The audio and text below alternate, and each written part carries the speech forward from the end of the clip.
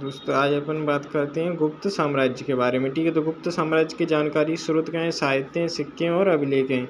साहित्य में क्या क्या आ गया? साहित्य में पुराण आ गए। पुराण जैसे पुराणों से क्या जानकारी मिलती है? पुराणों से इनके वंश की जानकारी मिलती है। फिर विशाखा दत्त की दो रचनाएं हैं दोस्तों, देवी चंद्रगुप्तम और मुद्रा राक्षस। तो देवी चंद्रगुप्तम और मुद्रा राक्षस में गुप्तों के उत्थान की जानकारी मिलती है। फिर उसके बाद फायन ने कुछ ग्रंथ छोड़े थे लिखकर, जो उसने जो लिखा वो यहाँ पे कुछ छोड़े थे, तो उनसे हमें सामाजिक, धार्मिक और आर्थिक जानकारी मिलती है। फायन किसके दरबार में आया था? तो चंद्रगुप्त द्वितीय के दरबार में आया था। अब अपन बात करते हैं दोस्तों सिक्कों के बारे में। सिक्कों पर चित्र, जैसे आपने देखा होगा कि सिक्कों पर चित्र, आजकल भी सिक्कों पर चित्र आते हैं, लेकिन आजकल राजा महाराजाओं के चित्र नहीं आते। लेकिन पहले सिक्कों पर राजा महाराजाओं के चित्र होते थे, जो इन चित्रों को इशू करता था, जारी करता था, उसके चित्र होते थे। जैसे कि आगे हम पढ़ेंगे कि समुद्रगुप्त के चित्रों, सिक्कों पर हमें उसका वीणा बजाते हुए चित्र मिलता है, तो हमें सिक्कों पर भी चित्र तथा टाइटल्स मिलते हैं। जैसे महाराजाधिराज, परम भट्टारक, तो राजाओं के टाइटल्स भी उन सिक्कों पे मिलते हैं। अनुष्ठानों के बारे में भी जानकारी मिलती है, क्योंकि राजा अनुष्ठान करता था तो सिक्के चलवाता था। जैसे रायसू यज्ञ किया तो रायसू यज्ञ टाइप के सिक्के, ऐसे सिक्के चलवाते थे। जैसे समुद्र को अभी अपन आगे पढ़ेंगे, समुद्रगुप्त ने 8 प्रकार के सिक्के चलवाए थे। अभिलेख से कौन कौन सी? जैसे दोस्तों गुप्त साम्राज्य के मेहरौली स्तंभ लेख को चंद्रगुप्त प्रथम की उपलब्धियों की जानकारी मिलती है। मेहरौली स्तंभ लेख से हमें चंद्रगुप्त प्रथम की उपलब्धियों की जानकारी मिलती है। उसके बाद इलाहाबाद स्तंभ लेख है, जिससे हमें समुद्रगुप्त उत्थान की जानकारी मिलती है तथा उसके व्यक्तित्व, उपलब्धियों की भी जानकारी मिलती है। इसको इलाहाबाद स्तंभ लेख को लिखवाया किसने था? तो समुद्रगुप्त के दरबारी कवि थे हरिसेन, जो कि संस्कृत भाषा में लिखा हुआ है। और किस पे लिखा हुआ है? अशोक स्तंभ, जो अशोक का जो स्तंभ था उसी पे इसको लिखवा दिया है। और इसमें 33 पूरी लाइनें हैं, 33 लाइनें इसमें हैं। और क्या क्या जानकारी मिलती है? इलाहाबाद स्तंभ लेख से राजाओं से उसके संबंधों, हमें इससे पता चलता है समुद्रगुप्त के किन किन राजाओं से कैसे कैसे संबंध थे।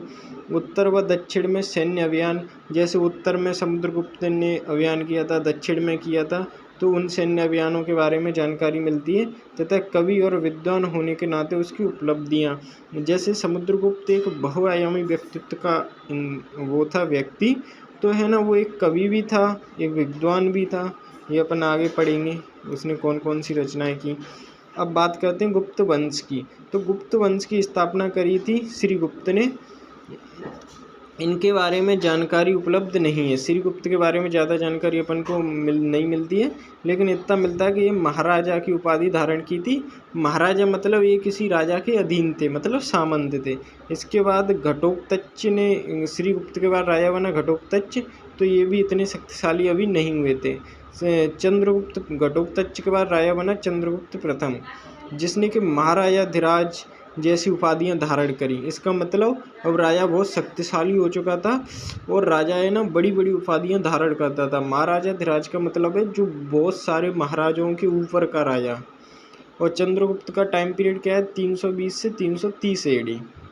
गुप्त संवत की शुरुआत की थी चंद्रगुप्त प्रथम ने, और इसने लिच्छवियों से वैवाहिक संबंध द्वारा खुद को मजबूत किया था। जैसे लिच्छवियों की राजकुमारी कुमार देवी से इसने शादी की थी, और फिर इसने सिक्के भी चलवाए थे, जिन पे एक तरफ कुमार देवी का चित्र और दूसरी तरफ चंद्रगुप्त द्वितीय का चित्र रहता था। उसके बाद राजा बना समुद्रगुप्त 330 से 380 AD तक। ठीक है दोस्तों, जो गुप्त वंश का महान राजा था और जिसे भारत का नेपोलियन भी कहा गया। अभी अपन पढ़ेंगे कि भारत का नेपोलियन क्यों कहा गया है। पहली बात, इसने सैन्य अभियान किए। इसने 3 सैन्य अभियान किए थे समुद्रगुप्त ने। कहाँ पे किए थे? उत्तर भारत में किए, दक्षिणापथ मतलब दक्षिण भारत में किए, और कुछ उत्तर भारत में। ठीक है, तो पहले बात करेंगे अपन उत्तर भारत में। उत्तर भारत में इसने 2 राजाओं अच्युत और नागसेन का साम्राज्य, ऊपरी जो गंगा घाटी है यहाँ पे था, यहाँ पे ये पूरा गंगा घाटी वाला क्षेत्र है, यहाँ पे साम्राज्य था नागसेन का। तो इसने नागसेन को हराया और उसको अपने राज्य में विलय कर लिया। फिर उसके बाद अच्युत को भी हराया फिर इसने दक्षिण भारत में 12 राजाओं को हराया, जैसे महिंद्रा, कौशला, व्यग्रराज, महाकंटक, ऐसे 12 राजाएँ हैं जो कि इम्पोर्टेंट नहीं है इतना, तो अपन उनको याद नहीं करेंगे। लेकिन दक्षिण भारत में 12 राजाओं को इसने हराया और इन राज्यों को हराया और वापस कर दिया, राज्यों में नहीं मिलाया। इन राज्यों को क्या किया कि हरा के और है ना इनको वापस कर दिया, केवल इन पे लगान लगा दी, कर लगा दिया, टैक्स लगा दिया कि आप इतना टैक्स देना पड़ेगा और आप अपना राज्य खुद ही संभालो। उत्तर भारत में इसने 9 राजाओं को हराया, जो रुद्रदाव, मतीला, नागदत्ता, ऐसे 9 राजाएँ हैं जो कि इम्पोर्टेंट नहीं है इतना याद करना। तो 9 राजाओं को हराया और इन राज्यों को हरा के क्या किया, उत्तर भारत के 9 राज्यों को हरा के और अपने राज्य में विलीन कर लिया। मतलब जो उत्तर भारत में जो राज्य थे उनको अपने राज्य में विलीन कर लिया, दक्षिण भारत के जो राज्य थे उनका क्या किया दोस्तों, उनको हरा के और उनको उनके राजाओं को वापस कर दिया। इन विजयों के बाद अश्वमेध यज्ञ करवाया। जब इन विजयों के बाद समुद्रगुप्त ने अश्वमेध यज्ञ करवाया और इस यज्ञ पर सोने और चांदी के सिक्के जारी किए, जिन पर रीस्टोरर ऑफ अश्वमेधा, मतलब अश्वमेध की उत्थान करने वाला, अश्वमेध का उत्थान करने वाला, ऐसी टाइटल इन सिक्कों पे लिखा। और अब बात करते हैं समुद्रगुप्त संगीतकार भी था, योद्धा भी था, कवि भी था, जिसने कविराज जैसी उपाधियां धारण की थी और सिक्कों पर बीड़ा बजाते हुए दिखाया गया है। तो इससे इस बात की पुष्टि होती है कि वो है ना एक अच्छा कवि भी था और संगीतकार भी था, क्योंकि बीड़ा बजाते हुए दिखाया गया है। दूसरा, इसके दरबार में हरिसेन जो कवि थे महान, इन्हीं के दरबार में उनको संरक्षण प्राप्त था और वैष्णव धर्म का संरक्षक था, लेकिन सहिष्णु था, मतलब बाकी धर्मों को भी संरक्षण देता था। जैसे इसके दरबार में बौद्ध धर्म को भी संरक्षण प्राप्त था, मतलब वसुबंध इन्हीं के दरबार में रहते थे जो कि बौद्ध धर्म के भिक्षु थे। अब अपन आगे पढ़ेंगे दोस्तों। अब इसके बाद समुद्रगुप्त के बाद राजा बना चंद्रगुप्त द्वितीय। ये राजा 380 से 415 एडी तक बना। इसने कुबेर नागा से विवाह किया, जो मध्य भारत की नागा रानी थी।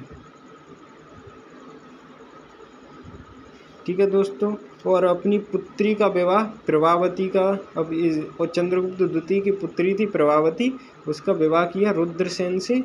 रुद्रसेन क्या था दोस्तों, एक वाकाटक राजा था। तो वाकाटकों से अपनी लड़की की शादी की और ताकि दक्कन में इसे रणनीतिक महत्व मिल सके, क्योंकि जो वाकाटकों का जो साम्राज्य था वो आज के गुजरात और महाराष्ट्र मतलब उत्तरी महाराष्ट्र दक्षिणी गुजरात में था।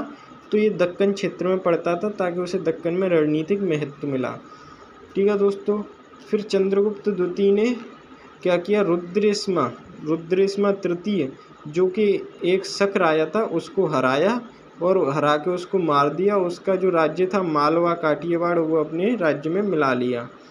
और काठियावाड़ जो आज का गुजरात वाला क्षेत्र है, वहाँ पे इसका शासन था रुद्रेश्मा तृतीय का। ठीक है, और राज्य में मिला लिया। और राज्य में मिलाने से परिणाम क्या हुआ कि अरब सागर तक राज्य का विस्तार हो गया। काठियावाड़ अरब सागर में पड़ता है और इसमें पश्चिमी बंदरगाह भरूच, सोपारा और केम्बे 3 बंदरगाह थे। इन पे जब इस राज्य में मिलेगा तो बंदरगाह पे भी चंद्रगुप्त द्वितीय का कब्जा हो गया और बंदरगाहों तक पहुंच मिली।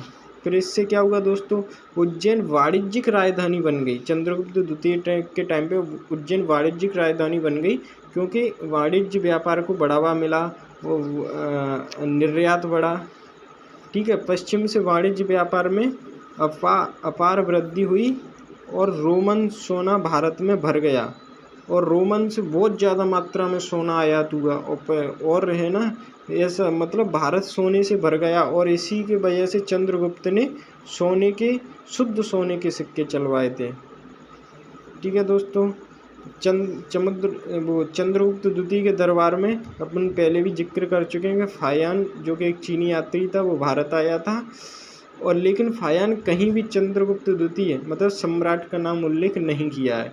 इसका मतलब ये नहीं है कि चंद्रगुप्त द्वितीय के दरबार में नहीं आया। इसका मतलब ये है कि इसने उल्लेख इसलिए नहीं किया है क्योंकि बौद्ध यात्री था और ज़्यादातर जो बौद्धों के जो अवशेष थे उनको जुटाने में ज़्यादा इसकी रुचि थी, ना कि राजा महाराजाओं के कामों में। 9 वर्ष तक रहा इसने पेशावर, मथुरा, कन्नौज, श्रावस्ती, कपिलवस्तु, कुशीनगर, पाटलिपुत्र, काशी और बोधगया की यात्रा की।